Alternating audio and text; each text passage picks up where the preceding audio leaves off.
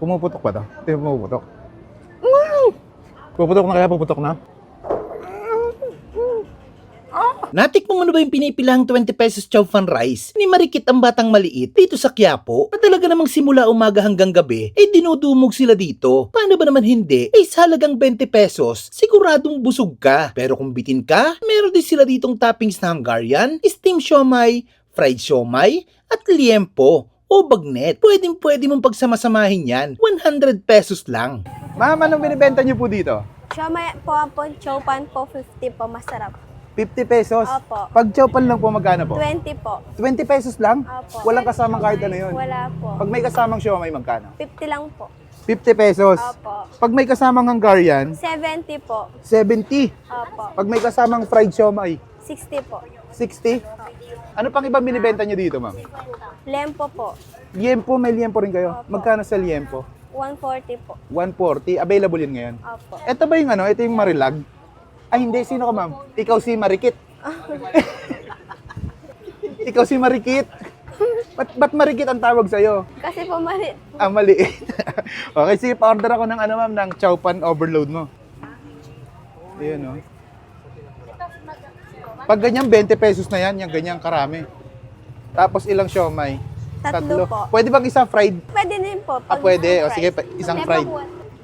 Yan.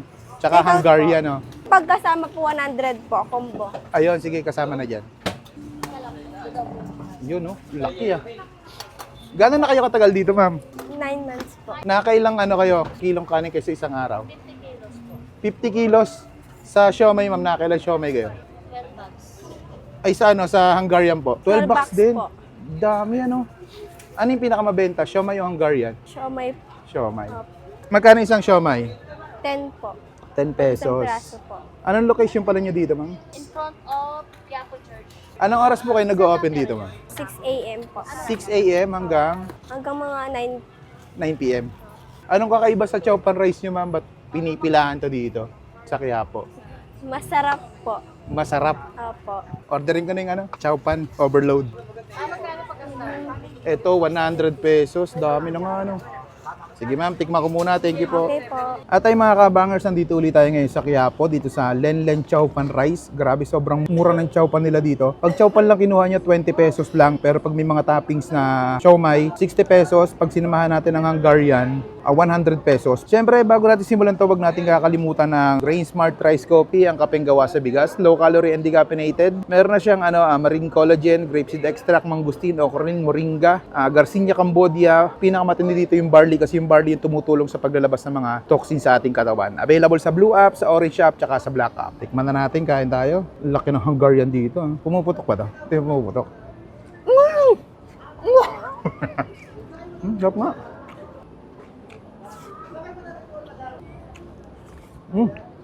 Dito lang sila sa may Plaza Miranda, Villalobos Street, Siomai.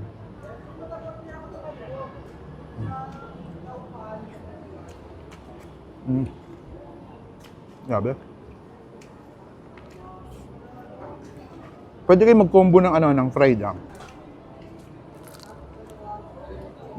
Malaman. Goods na to.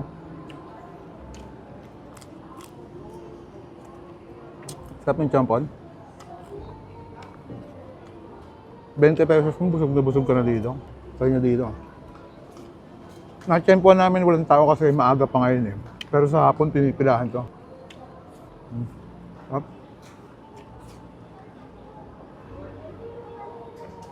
Hungarian. Puputok na kaya? Puputok na?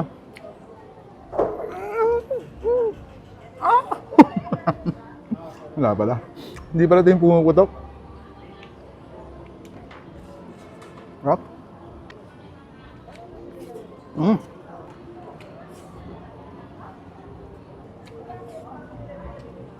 Das na. Bista nyo na dito sa Lenlen Chow Pan. Napakasol dito mga lods. Busog ko muna ito.